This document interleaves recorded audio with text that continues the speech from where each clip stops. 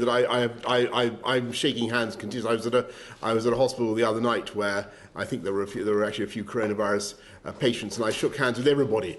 You'll be pleased to know, and I continue to shake hands. And I think it's very important that people obviously can make up their own minds. I think that Matt has said that people must make up their own minds. Perhaps you could sort of take it on the chin, take it all in one go, and allow the disease, as it were, to move through the population. I must level with you, level with the British public.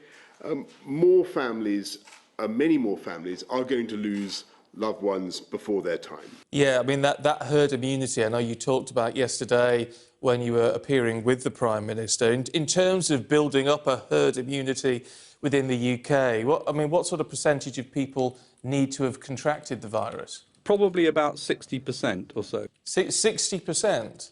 60% is the sort of figure you need to get herd immunity. That's an awful lot of people dying in this country. Well, I mean, of course, we do face the prospect of, as the Prime Minister said yesterday, of an increasing number of people dying. That is a real prospect. This is a nasty disease. So if we can get this down to numbers 20,000 and below, that's a good outcome in terms of where we would hope to get to with this outbreak. But I mean, it's still horrible. I mean, that's still an enormous number of deaths. Well, I think that most experts would say Boris Johnson has gotten something very wrong here, starting with the use of the word intuitively. The thing is, epidemics like the one we're seeing don't follow intuition or hunches. They follow certain statistical projections, which is why we're able to model them mathematically. The big fallacy with his comment is that from a prevention point of view, the time to impose curfews and lockdowns is not when large numbers of people are getting the disease.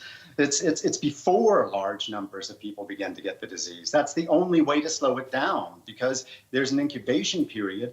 New infections and deaths are going to continue to rise for at least 2 to 3 weeks, even after strict social distancing measures have been imposed. So we'll only see the consequences of what we do today in 2 to 3 weeks. That's one of the lessons that we learned from China and Italy. If you wait until numbers shoot up to react with measures, then ultimately many more people are going to get the infection, and it's going to kill a lot more of them. Ben, you've lived through 6 weeks of this. How do you view from there the way that Boris Johnson is doing it? It's terrible. The restrictions on flights and checks on people, these should have been done weeks ago, if not months ago. Absolutely. Obviously here, inbound flights from other countries, they're quarantined immediately, so they can't. Yeah, we're not doing anything like that. If these people just get on the subway or go to restaurants or sporting events, it's going to spread very quickly. You just have to look. They're sitting on They're sitting on the Underground now. They're sitting on the London Underground now, having come into Heathrow this morning. The accusations of complacency and misjudgment are spread across 4 pages. The headline, a damning assessment of government failure to prepare. The quotes allege 5 weeks of missed opportunities and political inertia. The British government's National Crisis Committee is called by the acronym COBRA. Prime Minister Boris Johnson's failure to attend any of the first 5 coronavirus COBRA meetings is singled out for particular criticism. I mean, the Prime Minister has worked 24/7 on this. An unnamed senior advisor to Downing Street is quoted in the Sunday Times as saying this: "There's no way you're at war if your PM isn't there. He liked his country breaks. He didn't work weekends. There was a real sense that he didn't do urgent crisis planning." And a senior source at the Department of Health is also quoted saying this: "A pandemic was always at the top of our national risk register, always. But when it came, we just slowly watched." We've got a complacent attitude. It feels wooden and academic, and we've wasted a month when we should have been engaging with the public. We have a simple message for all countries: test, test, test. I do think testing is an incredibly important bit of this. It needs to be done at scale, and it needs to be done rapidly enough to be able to look at outbreaks and isolate. I want to know why we are not testing, why we haven't tested those people coming back from Italy and who are now amongst us. We've got a recipe for community spread here. If you speak to the carers there, what scares them isn't just sort of the speed of the spread here, but the fact they haven't known where it's coming from. We've spoken about this before. There wasn't any testing, and for too long there wasn't any PPE. On testing, we're also increasing the amount of testing that's available. Again, we need to go further because this is all about testing. One day last week, I think we reached 8,000 tests. We're averaging somewhat below that. We want to get up to 10,000, then 25,000, ultimately 250,000. So there's a huge effort to be done there. Sorry to interrupt. The editor-in-chief of The Lancet, Richard Horton, just tweeted, the handling of the COVID-19 crisis in the UK is the most serious science policy failure in a generation. Last week, the deputy CMO said there comes a point in a pandemic where testing is not an appropriate intervention. Now it's the priority. Public message, utter confusion. How could we have got this so wrong? How is it that 2 weeks ago we were told we're not going to be testing anyone apart from seriously ill people in hospital, when other countries like South Korea were testing as many people as they possibly could? Nobody can understand why we got this so wrong. We've got a fantastic NHS.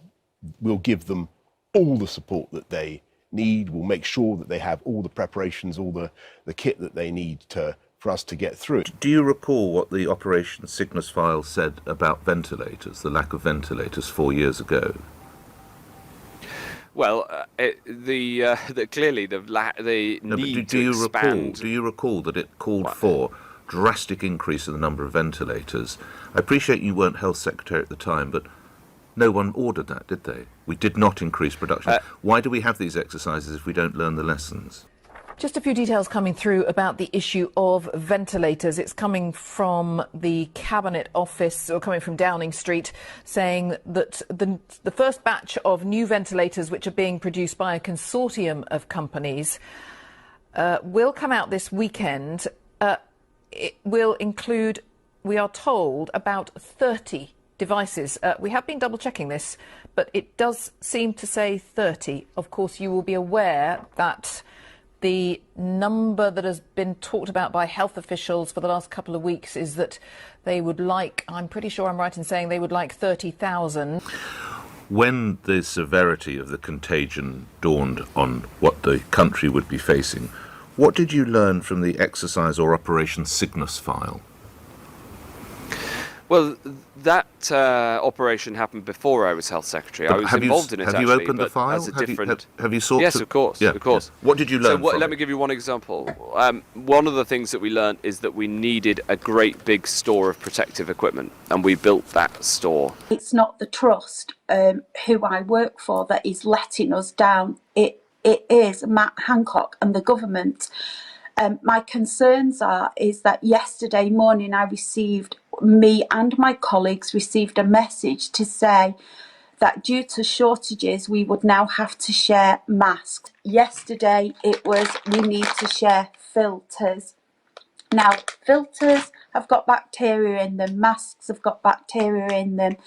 These things do not get sterilised like you would your operating equipment. And let me read you another tweet here from Christopher Luke, who says, I'm a psychiatric nurse working on an acute mental health ward. Myself and many of my colleagues feel our patients and the staff have been all but forgotten about. We have very little in the way of PPE, so personal protective equipment, and mental health hospitals across the country are not equipped for something like COVID-19.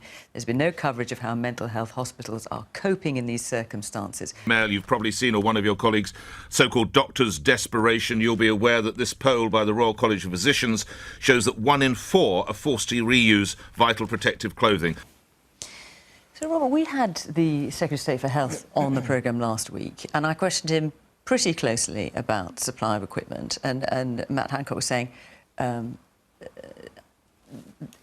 innumerable numbers of lorries were going to be out over the weekend. So obviously we were on Thursday. He said by Sunday, all the hospitals, as far as he could say at that point, all the hospitals will have sufficient personal protective equipment. Here we are, a week on, and no, they don't. Why is this country and this government, I say this respectfully, so woefully ill-prepared in terms of the equipment we need to fight this virus? Well, that's not the case, and I think you know it. That is the case. I mean, literally, yesterday, all day long, Doctors, nurses, consultants were hitting the airwaves, hitting social media, telling me appalling stories. I've got a friend of mine whose mother is in critical condition with coronavirus in a South London hospital. She said the nurses are absolutely desperate. They have very little protection. They're worried sick about themselves and about this avalanche that's coming their way. They don't feel protected. They're all telling me they don't feel protected. I don't think it's good enough for you to sit here and just say, actually, they are. You speak for so many people in the NHS. I've had so many people. And the agony is that you desperately want to help people. This is what you do. This is your job. And yet you're all being made to feel fearful way beyond the way you should be feeling, because you're watching, I imagine, what's been happening in Italy, where I think at least 12 doctors have now died from coronavirus. And you must be thinking, all of you, what are we going into? It's a war zone, and we're going in without protective equipment. Hi there, Mr. Hancock. You might know my father, Dr. Chowdhury. When he was unwell, he wrote an open letter to the Prime Minister pleading for more PPE for NHS frontline workers. It was a request that was ignored. 2 weeks later, he passed away, and since then, over 100 NHS and social care workers have passed away from contracting the virus. Do you regret not taking my dad's concerns, my 11-year-old sister's dad's concerns, and my wife's husband's concerns seriously enough? My dad that we've all lost. I'm really sorry about your dad's death. The responsibility sits on my shoulders, Nick. We shouldn't be in this position. We knew in the last week of January that this was coming. The message from China was absolutely clear that a new virus with pandemic potential was hitting cities. People were being admitted to hospital, admitted to intensive care units and dying, and the mortality was growing. We knew that 11 weeks ago. And then we wasted February when we could have acted. Time when we could have ramped up testing, time when we could have got personal protective equipment ready and disseminated. We didn't do it. I'm hearing that not just personal protective equipment is not available, it's the wrong kind of personal protective equipment. What we have isn't even WHO standard. We're putting our health workers, who we've just all clapped here, in the front lines without the armour they need to defend themselves. They're wearing surgical masks which are not WHO standard. They're wearing thin plastic aprons which are not standard. And they're wearing rubber gloves which only cover their wrists, exposing their arms to danger, jeopardy. That is nothing short of a national scandal. How could we allow this to happen? The hypocrisy of clapping NHS workers and yet the government not supporting them to go into that front line is tragic, and it was preventable. I'm sorry to say, but it was preventable. I have to say I have a lot of sympathy with the views that Richard expressed, which it's hard to understand why we got caught as short as we did in this crisis.